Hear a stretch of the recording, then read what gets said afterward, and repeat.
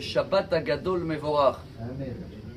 On est aujourd'hui le 11e jour du mois de Nissan. Demain c'est le 12 et il ne reste que deux princes de Nessi'im à terminer la liste des 12 qui ont amené leur cadeau à l'inauguration de temple. Celui-là d'aujourd'hui qu'on va lire tout de suite c'est Asher et celui-là de demain c'est Naphtali. Demain c'est Shabbat Hagadol donc il n'y a pas de vidéo. On va essayer de tirer aujourd'hui un message des deux.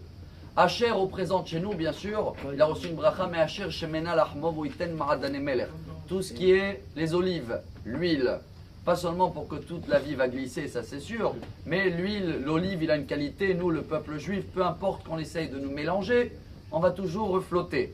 Naphtali, c'est le dernier demain, Ayala shelucha. Ayala, je ne sais pas les traduire en français, le daim, gazelle, biche, quelque chose comme ça, mais ça court très vite.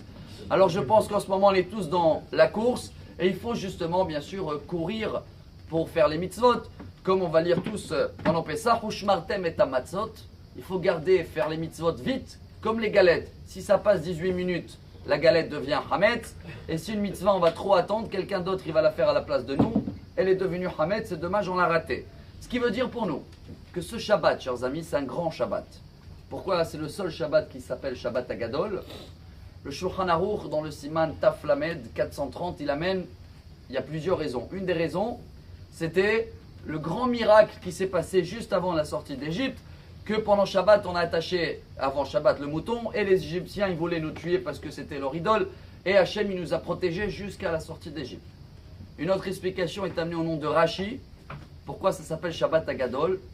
Comme il y a une obligation à tout le monde de couper de la sieste, et de venir écouter le cours de rabbin dans chaque synagogue, que le cours est un peu plus long, parce qu'il y a beaucoup des détails techniques, midrashim, agadot, tout ce qu'il faut pour Pessah, et ben les gens ils ont l'impression que ce Shabbat est beaucoup plus long, parce qu'ils ont enlevé un peu de leur sieste et ils ont investi plus dans l'étude, et depuis ça s'appelle Shabbat Hagadol. Peu importe, si je reviens sur Asher et Naphtali, l'huile d'olive c'est également la lumière, c'est la Torah. Si on veut, Bezrat Hashem, d'avoir des fruits et des enfants dans le chemin de la Torah, comme il dit David Ameler dans un Télim formidable, 128, Banecha keshti les zeitim, ça vive les shulchanecha. L'olivier, c'est le seul arbre où les olives tombent toujours sous l'arbre. Si on veut avoir tous les enfants autour de nos tables, il faut les apprendre ce Shabbat, de faire comme Naphtali, courir à écouter les cours, venir étudier, découvrir la lumière de la Torah. Voilà un petit peu le lien entre Asher et Naphtali, donc aujourd'hui et demain. Et si on arrive à faire ça, vous allez voir que ce Shabbat qui est Hagadol, qui se termine avec la dernière phrase de l'Haftara, Ve'arva la Hashem ilchat Yudav Yerushalayim, il commence, Ve'arva la Hashem ilchat Yudav Yerushalayim, et il termine, Hine anochi sholeach lachem et Elia Navi, Lifnei Yom Hagadol Hagibor Ve'anora, ce qui veut dire l'avenue de Mashiach et la grande journée Be'ezrat Hashem, très très vite. Shabbat Shalom, Tiskou les mitzvot, Amar Rabbi Elazar.